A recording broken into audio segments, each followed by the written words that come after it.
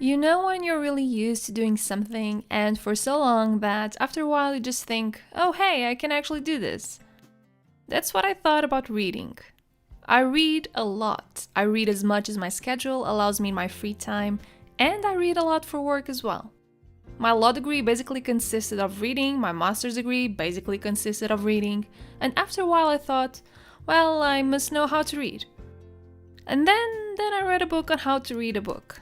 And I kid you not, the book is literally called How to Read a Book, and it was written by Mortimer J. Adler and Charles Van Doren, and it basically blew my mind. In today's video, I want to cover some of the essentials of this particular title, but I will not cover the entire book because that would basically destroy the experience of reading it yourself. The book is divided into 4 parts, and I will cover the essential topics of the first 2. Part 3 and 4 focus more on how to read specific types of genres and how to really master syntopical reading, so I will leave those for your own reading pleasure. Let's start with the goals of reading. You can read for information and you can read for understanding and learning. Pulling information out of a text is a prerequisite for learning. You can't understand the contents of a book without at least getting in the information it's trying to convey. However, being informed should not be your ultimate goal. Your goal should be reading for the sake of increased understanding. Knowing how to read well will help you accomplish this. Intermediate reading skills are better used to allow you to take information out of books. But the real reading techniques that may take years to properly develop and reinforce, are the ones that really allow you to understand what you're reading. There are 4 reading levels. That means that if you want to learn the next level of reading, you need to master your current one. The first level is elementary reading. Here you are concerned with the language. What does a sentence say? Can you identify the words themselves and perceive what they mean? This is how everyone starts reading, but it really doesn't help you really understand the contents of the book or text you are analyzing. Inspectional reading is level number 2.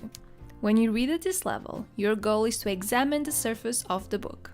That's why this level is also identified as skimming or pre-reading. With inspectional reading, you should be able to understand what kind of book it is and its main structure. Analytical reading is a more complex and systematic kind of reading. It should be thorough, complete. The best reading you can actually do. Analytical reading means the reader must ask many organized questions about the topic of the book. It is intensely active. Here you should work at the book until it becomes your own. In the words of the author, reading a book analytically is chewing and digesting it. Finally, we have syntopical reading, which can also be called comparative reading. Here, the reader reads many books to interpret one. It's comparison of texts, but also a way to build an analysis of the subject that is not in any specific book. Mastering the third level of reading, analytical reading, should be your main purpose here. Analytical reading, however, should not be used for mere entertainment or to obtain information passively. It should be used to work in the information. It's the fundamental reading process every student should engage in. However, there is no analytical reading without inspectional reading. You see, inspectional reading is like scanning a book. With the right techniques, you're able to identify the subject matter, the most relevant topics, and its purpose. A huge part of this is actually skimming. Sometimes skimming has a weird connotation where it's considered an inferior reading method.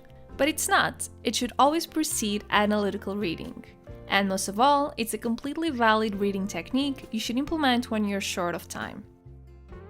The authors of How to Read a Book actually created a list of suggestions to become better at skimming. A few of them are read the titles, subtitles, or other indications of the scope or aim of the book, or the author's special angle on the subject. Study the table of contents to obtain a general sense of the book's structure, like a roadmap to the book. Find the chapters that are fundamental to the book's main argument. If these chapters have summary statements in their opening or closing pages, you should be reading those statements carefully. Turn the pages, dipping in here and there, reading a paragraph or two, sometimes several pages in sequence, but never more than that. You should always be looking for signs of the main subject and understand the purpose and author's angle. But let's return to analytical reading. As I've just mentioned, analytical reading requires the reader to ask the right questions and do so throughout the entire book. But the essence of active reading is asking 4 basic questions to the book you're reading. What is the book about as a whole? What is being said in detail and how? Is the book true in whole or part? And what about its significance? And now you ask, how can I ask questions to a book? Well, that is part of the difficulty of reading. You see, you need to answer the questions you ask. Asking these questions is part of your duty as a reader. This is where the difference lies between the demanding and the undemanding reader. These also apply to anything worth reading, from a book to an article.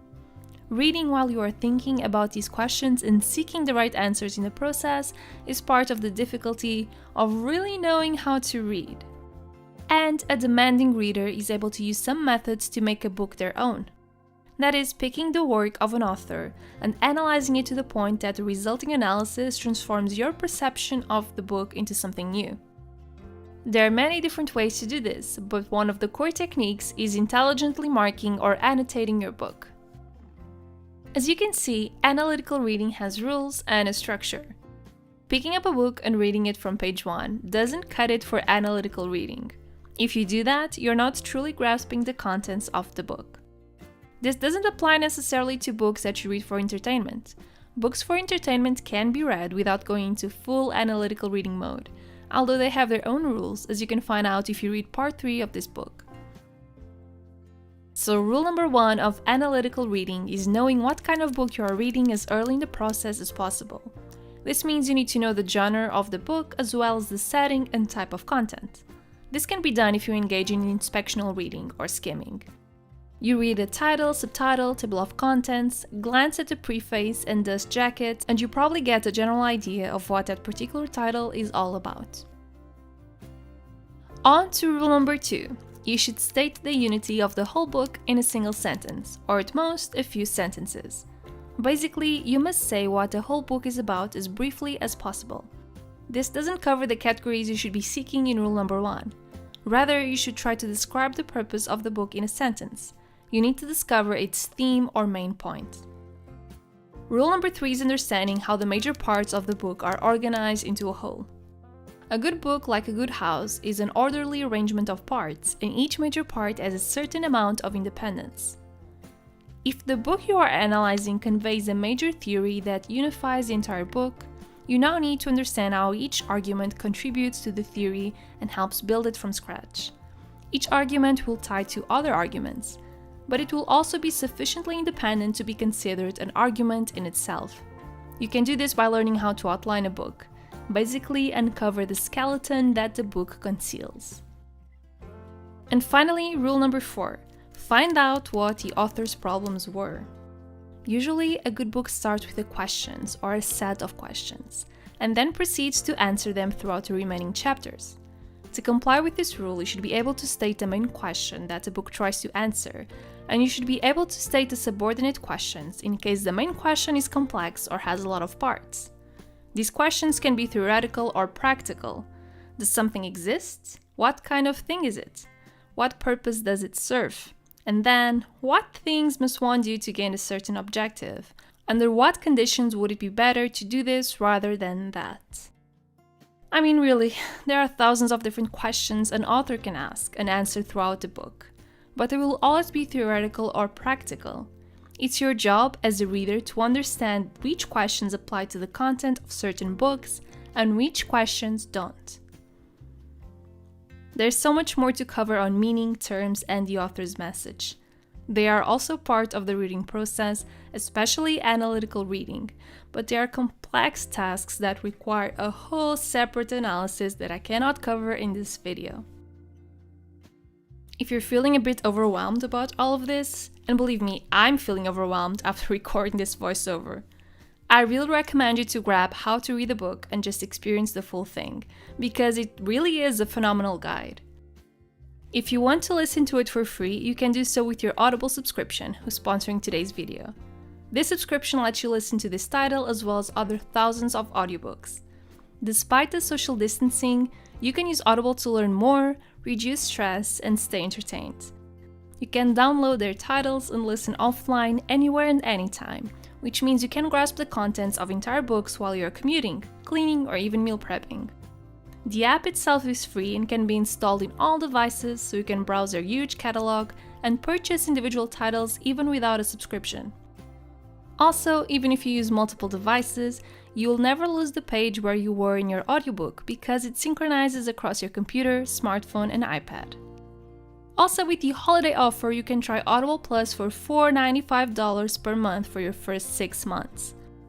This is the best deal Audible has offered this year, so don't forget to go to audible.com/Mariana or text Mariana to 500 to get your 6 months for almost half the price and start writing down the list of titles you want to listen to in 2021.